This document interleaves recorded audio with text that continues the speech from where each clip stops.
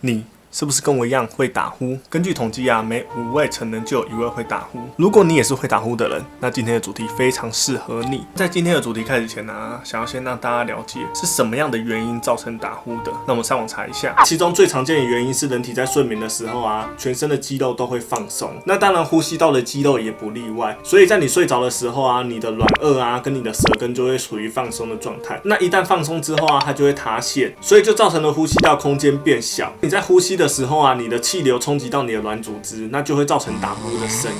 如果你的气道越窄，那你的打呼声音就会越大声。那打呼啊，又会造成什么样的影响？其实最直接影响的是睡在你旁边的那个人，因为你的打呼声是会直接影响到他的睡眠品质的。除了你的枕边人之外啊，对你自己的影响也非常非常的大，有可能会因为晚上的缺氧而造成白天的精神不济啊、头晕啊等等的状况。甚至最严重的是，你可能会睡眠呼吸中止症。根据统计啊，高速公路1半以上的车祸都是因为睡眠呼吸中止症导致的注意力不集中啊、嗜睡啊等等的因素所造成的。所以打呼看起来好像是很普通的一件事，可是其实它是有可能造成你的生命危险的。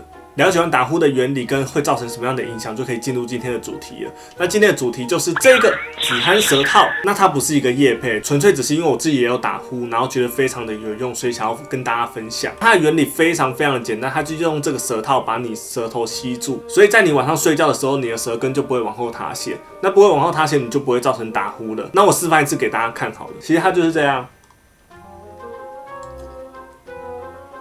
透过这个舌套把你的舌头给吸住，这样你晚上睡觉的时候，这样你在晚上睡觉的时候，你的舌根就不会向后塌陷，不会向后塌陷，那你的呼吸道就是正常的，你就不会打呼的。那讲那么多，这个东西到底有没有效？我直接示范给大家看。好，那首先测试没有戴舌套的部分。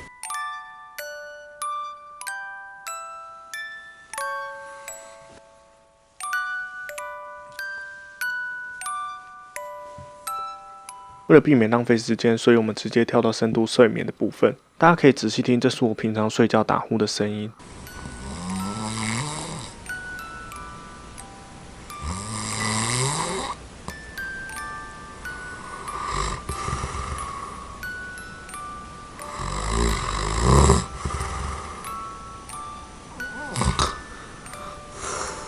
老实说，我自己听都觉得我是不是快要窒息了。再来，这是有戴舌套的部分。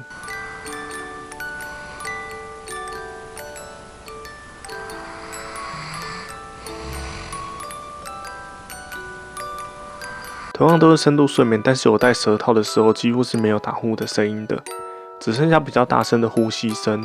那我自己其实是已经试用了几个月了啦，那我个人觉得是非常的有效。本来早上起来都会觉得头昏昏沉沉的，甚至是胸闷，但实际上使用这个舌套之后啊，这些状况都消失了。那它当然也有一些缺点，它的缺点就是一开始在使用的时候啊，你会因为吸住你的舌头，毕竟你在睡觉的时候有一个东西吸住你的舌头是非常不舒服的，所以你会觉得是不好睡，难以入睡。然后你可能使用的前1周起床的时候，你都会觉得舌头、舌尖发麻，口水会有点多。那其实这都是正常的，用久了你就习惯了。那可能有人会觉得说，可是这样要吸舌头就是很不舒服。那其实有非常多打呼治疗的方式，甚至医学上有阳压式呼吸器，就是如果你真的有呼吸中止症的话，你就可以使用。那如果你都不想要透过外力的话，其实你是可以透过训练自己的肌肉的方式来改善的。那网络上其实也有非常非常多的方式，大家都可以去 Google 一下。这边简单的告诉大家3种方式。第一种就是训练你舌根的肌肉，因为刚刚有提到说舌头是造成打呼的其中一个原因，所以你可以透过训练舌头的肌力来帮你打开你的呼吸道。